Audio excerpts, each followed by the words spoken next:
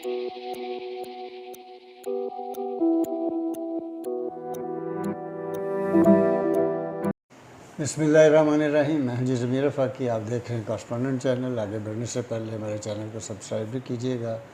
और आपकी आरा हमें मिलती रहती हैं, हमें तजावीज़ भी दिया करें और किन मौज़ूआत के ऊपर मज़ीद गुफ्तगू करनी है उसके बारे में भी अगर आपकी राय आती रहें तो हम अपने प्रोग्रामों को ज़्यादा अच्छा कर सकते हैं। जैसा कि नाज़रीन आप जानते हैं कि 9 मई जो है वो उसे गुज़रे हुए 1 साल हो चुका है और अब फिर यानी आज 9 मई ही है और हमने देखा है कि वो जो कुछ उन दिनों जो लोग गिरफ़्तारियाँ हुई थी, कुछ लोग जो है जिनके केस पेंडिंग थे, फिर कुछ उसी तरह की पकड़ दकड़ की भी इतलात जो हैं वो सामने आ रही हैं। लेकिन इसके साथ साथ ये हुआ कि 1 साल होने के बावजूद जो एक रियासत के ख़िलाफ़ एक्ट हुआ और उसमें वसी पैमाने पर गिरफ़्तारियाँ हुई, लोग जेलों में गए, फ़ौजी अदालतों में गए, ट्रायल हो रहे हैं, लेकिन अभी तक उसका कोई फ़ैसला नहीं हो सका। कल ही गुज़श्ता रोज़ जो है ISI के जो चीफ साहब हैं उन्होंने यानी ISPR के जो चीफ साहब हैं उन्होंने प्रेस कॉन्फ्रेंस की, धुआंधार प्रेस कॉन्फ्रेंस की। उसमें भी उन्होंने यही इंदिया दिया कि जी हम 9 मई के जो लोग हैं, क्योंकि वो ये समझते हैं कि ये रियासत के ख़िलाफ़ एक बगावत थी तो उनको नहीं छोड़ा जाएगा। रुकावटें कहाँ हैं, क्यों नहीं अभी तक इसका फ़ैसला हो सका, या बेशुमार ऐसे लोग भी होंगे जो वहाँ से उन एरिया से गुज़र रहे थे और पकड़े गए, उनके भी फ़ैसले नहीं हो सके। तो ये बड़ा एक बरल एक अजीब सी सूरत हाल है। और फिर ये भी कहा जा रहा है कि जी वो PTI वाले जो हैं वो एहतजाज भी करेंगे, हुकूमत अपना जो है वो देगी, मतलब लाया अमल और एक्शन होगा। क्या होता है शाम तक वो हमें अभी तक नहीं इसका पता, लेकिन ये कि सारी सूरत हाल आपके सामने आ जाएगी। हम इसके ऊपर बात करेंगे तारिक खुर्शीद साहब के साथ कि सर ये क्या चीज़ें चल रही होती हैं, कहाँ पे फ्लॉज हैं और क्यों नहीं मतलब इन मामलात के जो है ना फ़ैसले हो पा रहे होते हैं फौरी। देखिए, बेसिकली जो एक अरसा लगा के और बहुत मेहनत के साथ एक कल्ट बिल्ड किया गया था और उसे मुल्क पे मुसल्लत किया गया, उस सारे बिल्ड करने के अमल में एक क्रॉस थी सोसाइटी, वो ट्रैवल किया, वो बयानिया जो था या वो जो नैरेटिव बिल्ड किया गया था और उस नैरेटिव ने असरात छोड़े। वो असरात जो हैं वो जब मुक़्तदरा ने अपने उस नैरेटिव के फेलियर को सामने आने के बाद उस नैरेटिव को वापस लिया तो वो तमाम असरात ख़त्म नहीं कर पा रहे। सहाफ़ी हल्के हों, ब्यूरोक्रेसी हो, अदलिया हो या फ़ौज के अपने अंदर के हलकों में, वो जो एक सॉफ्ट कॉर्नर या एक लाइकिंग पैदा की उस नैरेटिव ने, वो धुल नहीं पा रही, जिसकी वजह से इवन ये 9/11 भी उसी का शाखसाना है। और जो आपके ISPR के जो सरबराह हैं उनका बिल्कुल कहना ठीक है कि ये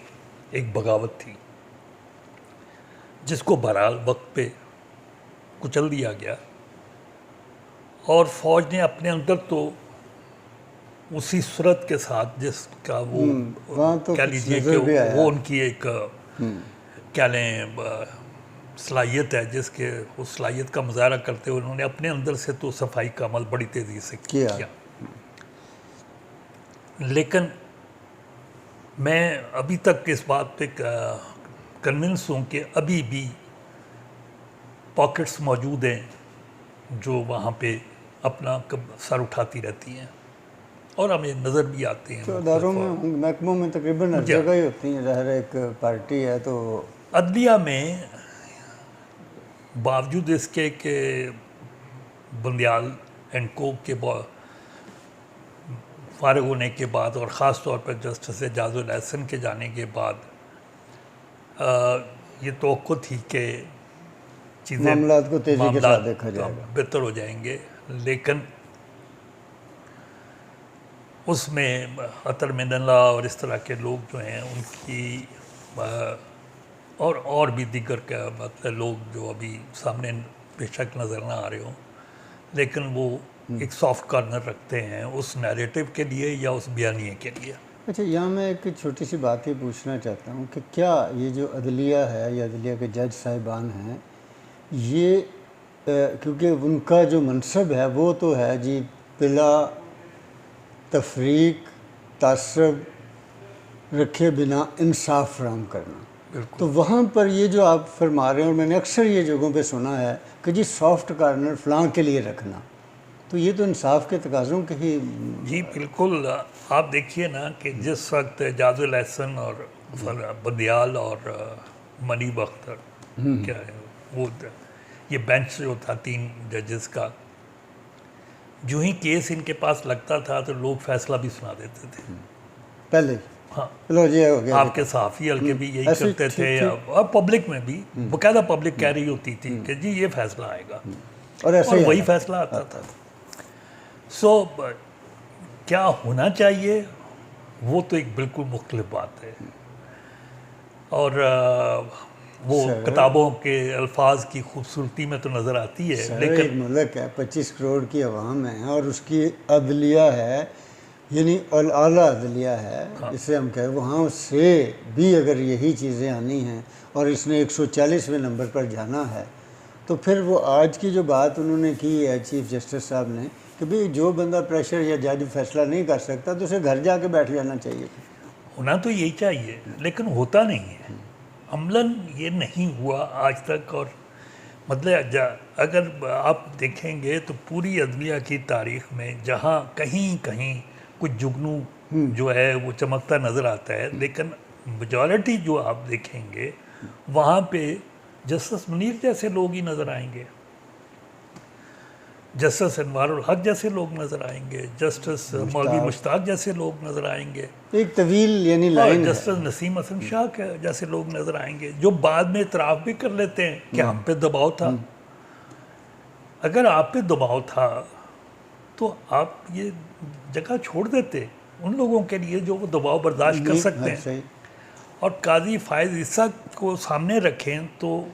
एक ऐसा चीफ जस्टिस जिसने इंतहा दर्जे का दबाव बर्दाश्त किया और अब भी वो उस मामले को, यानी सुप्रीम कोर्ट के जस्टिस होते हुए अपनी बीवी के साथ, हाँ, या अपनी अहलिया के साथ वो अदालतों में भी पेश होते रहे, अदालतों में पेश होते रहे, ये भी एक नज़ीर है, FBR में पेश होते रहे, वो उस सारे प्रोसेस से गुजरे और वो उस मामले को अभी भी टेक अप कर रहे हैं और उसको छोड़ने को तैयार नहीं हो रहे हैं। सही है।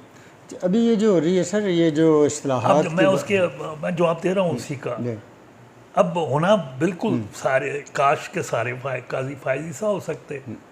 काश के सारे जस्टिस मंसूर शाह हो सकते, लेकिन अमलन ऐसा होता नहीं है। हम ये देख रहे हैं कि ये जो 6 जजेस पेशावर हाई कोर्ट से, ख़त्म वाले जजेस, इस्लामाबाद हाई कोर्ट से, इवन लाहौर हाई कोर्ट से भी जब वो जस्टिस भट्टी थे, वो चीफ जस्टिस थे, तो तब भी यही हो रहा था कि आपको फैसला पता होता था कि वहाँ से ये होगा। 9 मई के मामलात में भी जब तक चीफ जस्टिस चेंज नहीं हुए, लाहौर हाई कोर्ट से फ्री में बांटा जाता रहा रिलीफ। आज पेशावर से अभी तक मतलब ये सिलसिला जो है वो नज़र आ रहा है। तो उससे ये साबित होता है कि जिस वक्त अदलिया के लोग आपके मीडिया के या सोशल मीडिया के या इलेक्ट्रॉनिक मीडिया की बहसों को सुनना शुरू करते हैं और उनसे मुतासर होना शुरू कर दें, तो फिर ये नहीं हो सकता कि वो उनकी कोई राय ना बने, फिर वो राय बना लेते हैं। मैंने कहा ना कि एक बयानिया हो तय किया रियासत ने, उस बयानिए को कुछ लोगों ने, क्योंकि वो बयानिया ट्रैवल करता रहा और मसलसल उसको हैमर किया जाता रहा, तो वो अदलिया के अंदर भी उसमें ऐसे लोग पैदा हो गए जो उस बयानी को सच तस्लीम करते हैं। वो सहाफ़त में भी ऐसे लोग आ गए, बावजूद इसके कि मतलब मैं उस में नहीं हूँ जो ये कहेगा कि जी वो लिफाफा सहाफ़ी हैं या वो पैसा लेने वाले ट्रक लोडेड मतलब पैसा लेने वाले जजेस हैं। इससे हट के मैं कह रहा हूँ कि जो वाक़तन उस बयानिए से किसी तरह मुतासर हो गए। यानी हम ये कह इसीलिए सकते कहा हैं कि जाता जो था- प्रेशर है, मतलब जो प्रेशर आया, सोशल प्रेशर आता है मुख्तलिफ मीडियम के ज़रिए, सोशल मीडिया या इलेक्ट्रॉनिक्स मीडिया या अखबारात के ज़रिए, उससे फिर जज मुतासर हो रहे हैं, जी, हो रहे यानी हैं। प्रेशर ले रहे हैं, बिल्कुल। तो फिर ये इंसाफ तो ना होगा। ये इंसाफ नहीं है, बिल्कुल सही बात है कि ये इंसाफ नहीं है। ये जजेस अपने घरों से मुतासर हो रहे हैं, उनकी फैमिलीज उनको प्रेशराइज कर लेती हैं, उनके अच्छा, दोस्त क्या होना अहबाब चाहिए उनको सर? मतलब ये प्रेशराइज बड़ा कर लेते अहम हैं। और सीरियस सवाल है, और मतलब ये बहुत ज़्यादा सीरियस इशू भी होना चाहिए। इसे हर जगह पे इस तरह डिस्कस क्या होना चाहिए कि इस तरह के जजों की तैनाती के हवाले से वो कौन सा जो है तरीक़ाकार अपनाया जाए कि जो इस तरह के प्रेशर ना लें और इंसाफ के तकाज़े पूरे करें, खा उसमें उनकी ज़हर कुर्बानी फिर आपको देनी पड़ती है, किसी भी हद मेरे तक जाना नज़दीक तो पड़ता है। बड़ा आसान है अभी भी, मतलब ये फैसला किया जाए कि जो जजेस ये कहते हैं कि हम पे दबाव के तहत हमसे फैसले लिए जा रहे हैं, उनको फ़र्क कर दें। और जो उसके फैसले हुए, वो फैसले तो बाद में आप उनको जज करने का इख्तियार तो है ना आपके पास, वो जज कीजिएगा, लेकिन सबसे पहले तो उन जजेस का फैसला कीजिए कि वो इस काबिल नहीं है कि अभी ये जो जो प्रेशर हुकूमत में इस्लाहात कर रही है, ये जो जुडिशरी में है, वो उनकी तैनाती के हवाले से कुछ उसकी कुछ थोड़े बहुत कदोखाल सामने हैं, उसके बारे में क्या कहें? मैं उसी पे आता हूँ आहिस्ता आहिस्ता। मैंने आपसे ये कहा है कि मैं सिर्फ इसमें अदलिया कसूरवार नहीं है, मैंने कहा है कि इसमें आपके साफ़ी हल्के भी उसी तरह ही है। इसी तरह आ जाइए, इसमें सियासतदान भी हैं। आपकी असम्बली में बैठे हुए कितने लोग हैं? सियासतदान तो चलें कि अवामी मतलब उनकी एक वो होती है, उनको प्रेशर, ठीक है, अवाम का प्रेशर लेना और बात है, लेकिन आपके सियासतदान भी कितने हैं जिन्होंने लेजिस्लेशन करते हुए जो माफियाज हैं इस मुल्क में काम कर रहे हैं, जैसे कि कह लीजिए कि शुगर माफिया है, जैसे कि कह लीजिए कॉटन माफिया है, मुख्तलिफ उनसे असरात नहीं लिए, वो तो नहीं लेने चाहिए बल्कि ना। आप अवामी प्रेशर में आपका जो जरूर यानी आए। हम इसमें भी शामिल कर लेते हैं, मीडिया का प्रेशर है, मीडिया का मजहबी प्रेशर है, ग्रुपों का प्रेशर है, वो कानून साजी नहीं होने देते, अदलिया पे वकला तंजीमों के प्रेशर है, प्रेशर। जो कहा भी अदलिया ने। अब इसी तरह की मतलब ये जो प्रेशर बिल्ड करते चले जा रहे हैं, मतलब आप इससे बड़ी बात क्या हो सकती है कि आपकी असम्बली अभी तक ट्रेडर्स को टैक्स नेट में नहीं ला सकती, इसलिए कि वो जब भी ये कोशिश करती है स्ट्राइक्स हो जाती हैं और वो उसे वापस लेनी पड़ती है। तो जब तक आप सारे, मैंने हमेशा इस बात को प्लीड किया है और बार बार करता हूँ, उसकी वजह ये है कि मैं पूरी ईमानदारी से समझता हूँ कि जब तक हम सब, मैं अपनी ज़ात से शुरू नहीं करूँगा, मुझे एक वो मसाली बनना पड़ेगा, मुझे ये तय करना पड़ेगा कि मुझे किसी प्रेशर में नहीं आना, मुझे एक सही फ़ैसले को सही कहना है, चाहे वो मेरे ही ख़िलाफ़ क्यों ना जाता हो, तो उस वक्त तक ये बात नहीं बनेगी। अब जो आपके ISPR जो कह रहा है ना, 9 मई आ गया है, साल गुजर चुका है, और साल के दौरान ना सिर्फ ये कि जो उसके बज़ाहिर जिनकी सारी फुटेज मौजूद हैं, जिनके वीडियोस मौजूद हैं, उनको सज़ा नहीं हो सकी, बल्कि होना तो ये चाहिए था उसके मास्टरमाइंड जो थे, जो उनको जिन्होंने उसकी प्लानिंग की, उन तक पहुंचा जाता। और आप देखेंगे कि अभी तक वो चेहरे भी ना सहाफ़ी हल्कों ने उनको सामने लाने की कोशिश की है, ना अदलिया के मैंने इसके ऊपर जोर दिया है कि भाई वो आप ये जो इतना बड़ा वाक़या हुआ, इसके प्लानर कौन है, इसको किसने, मतलब ये एग्जीक्यूटर जो इन्होंने है वो तो आपने पकड़ लिए, उसमें जो आप बात कर रहे थे कि वो भी हैं जो ऐसे ही राह चलते हुए वहाँ गए, यकीन उन्होंने रिहा होना चाहिए। लेकिन असल बात तो मेरे नज़दीक इवन वो जो आग लगा रहा है उससे ज़्यादा कसूरवार वो है जिसने उसको एक्साइट करके इश्तियाल दिला के वहाँ भेजा, जिन्होंने प्लान किया है बेसिकली। तो वो तो कारकुन तो बेचारे मैं समझता हूँ कि मासूम ही होते हैं। सब इस वक्त जो अदलिया में मतलब एक केस चल रहा है कि जी अदलिया पे कह लें कि एजेंसीज का दबाव होता है। दबाव वो एजेंसियां कह रही हैं कि जनाब हम पे दबाव आपका है, आप तो हम तो इनको सज़ा दे देते, लेकिन अदलिया इनको सज़ा देने के में रुकावट है। और 1 साल से केसेस आपके पास पड़े हैं, फैसला नहीं कर पा रहे। अदलिया तो कहती है कि प्रोसिक्यूशन जो है जब तक वो सारा नहीं, वो उन्होंने तो एविडेंस के ऊपर देना है। हाँ, अदलिया का मौक़िफ़ ये होगा, लेकिन जब एविडेंस जो है वो सारे मैंने कहा वीडियो फुटेज मौजूद हैं, सब कुछ हैं, तो उसके बाद इस तरह का तो नहीं होना चाहिए। कल तक जो शख्स ये कह रहा था कि मैं एसी उतरवा लूँगा, जी जी, मैं उनसे चारपाइयाँ वापस ले लूँगा, मैं उनकी वो सहूलतें खाने घर के खाने बंद कर दूँगा, जब उसको आज अदलिया जो है, और उस वक्त अदलिया खामोश थी, आज वही अदलिया जो है वो उसके लिए वो घर के खाने को भी मतलब कह रही है, और उसके जितना प्रोटोकॉल जो है उसे मिल रहा है आजकल। मेरा आज तक पाकिस्तान की तारीख में किसी को इतनी सहूलतें नहीं मिली, बल्कि यहाँ तक भी था तो ये भी तो डिटरमिन होना इनके चाहिए दौर में जितने लोगों को पकड़ा गया, राना सनाउल्लाह से लेके बीबी ये मरीम नवाज शरीफ साहिबा तक, इनकी अगर निजी गुफ्तगू सामने आ जाए जो कुछ इन्होंने किया है तो वो इतना ही शर्मनाक है कि डिस्कस भी नहीं यहाँ पे किया। हाँ, वो मतलब फरियाल तालपुर को सबको हॉस्पिटल से गिरफ्तार किया गया, आज़मदारी को, मैं सारे को मतलब उसमें जाने की ज़रूरत नहीं है। मैं तो सिंपली एक बात कह रहा हूँ कि वही अदलिया, कोई उनसे नहीं पूछता कि भाई आप किस कानून के तहत ये कह रहे हैं कि उसको ये सहूलतें दी जाएं वहाँ पे। सर कि कौन सा मतलब किस जेल मैनुअल में लिखा हुआ है कि आप 72 साल आपकी उम्र होगी या 78 साल आपकी उम्र होगी तो आपको जेल में नहीं रखा जाएगा, आपको आपके घर को बना दिया जाएगा, सब जेल करार दे दिया जाएगा, या आप खातून हैं तो आपको आपका घर जो है सब जेल बना के वहाँ रखा जाएगा। ये डबल स्टैंडर्ड जो है जो अदलिया ने बिल्ड कर रही है, उस पे अदलिया का भी तो कहीं मुहासबा होना चाहिए। हाँ, और वो मुहासबा जो है मतलब इस पे एक आधे मिनट में ये कि होना क्या चाहिए और मतलब इसके क्या कानून साजी होनी चाहिए, कोई नए सिरे से जो है। देखिए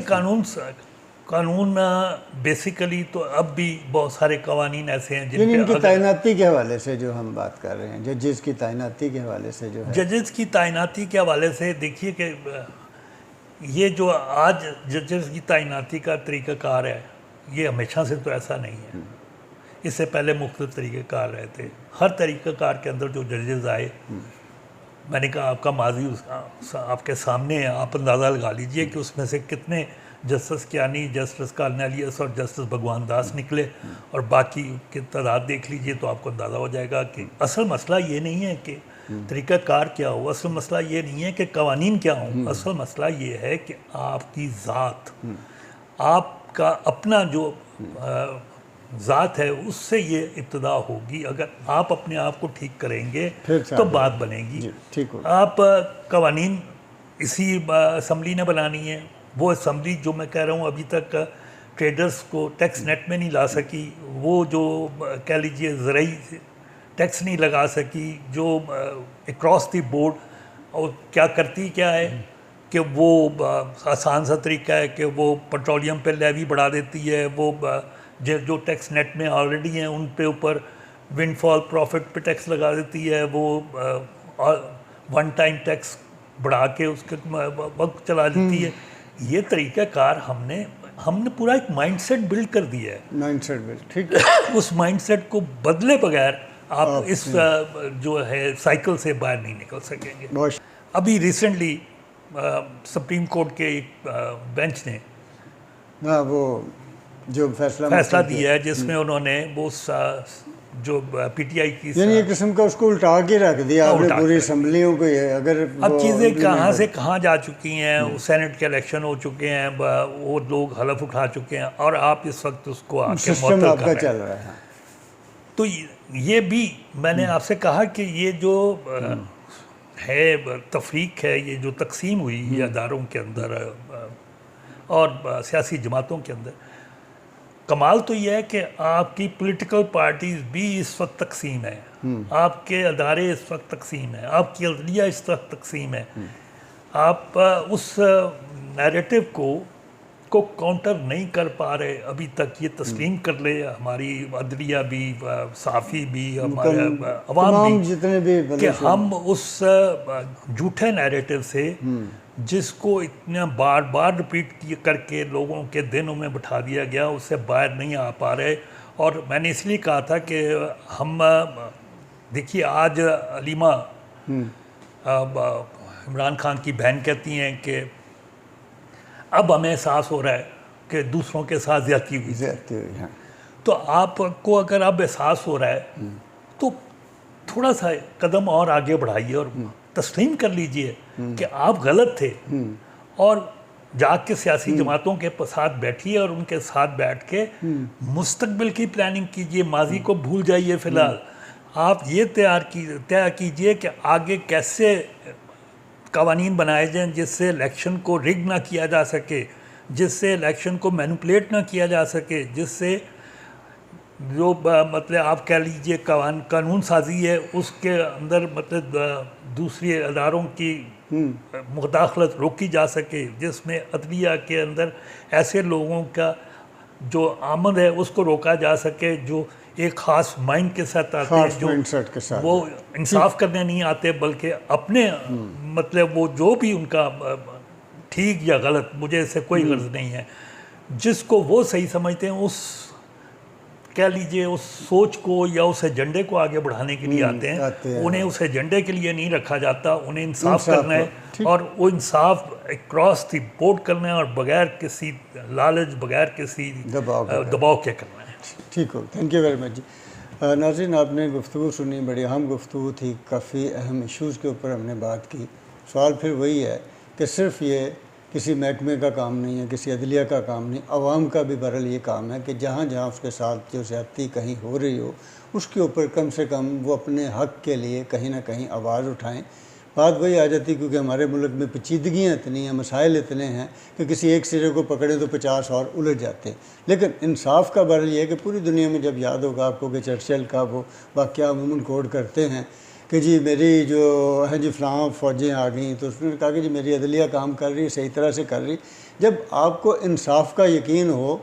आपके हर शहरी के पीछे जो ताकत होती है वो इंसाफ की ताकत है। अगर वो ही नहीं है तो फिर शहरी भी कमज़ोर है, आपका मुल्क भी कमज़ोर है। हमारी अदलिया को जो कुछ हो चुका है, इसी तरह से बाकी जो महकमे जो कुछ हो चुका है, उससे हम इस पर बार बार, तारक साहब इस पर बार बार ये बात कर रहे हैं कि हमें अपने आप से शुरू करना है। ये मुल्क कोई बनाना मुल्क नहीं है, 25 करोड़ लोगों का है जो सांस लेते हैं। और जाकर बाहर देखें लोगों के साथ हो क्या रहा है, सड़कों के ऊपर क्या हो रहा है, पुलिस थानों में क्या हो रहा है, जेलों में क्या हो रहा है। लेकिन फिर ये जो हजूम है, ग्रुप है, ग्रोह हैं, वो आपके साथ क्या क्या कर रहे हैं। लेकिन इंसाफ मिलेगा अदालतों से। तो अगर अदालतें मजबूत होंगी, अपने शहरी के साथ खड़ी होंगी, इंसाफ के तकाज़े पूरे कर रही होंगी, तो इस मुल्क को कभी कोई शिकस्त नहीं दे सकता। इजाज़त दीजिए, अल्लाह हाफ़िज़।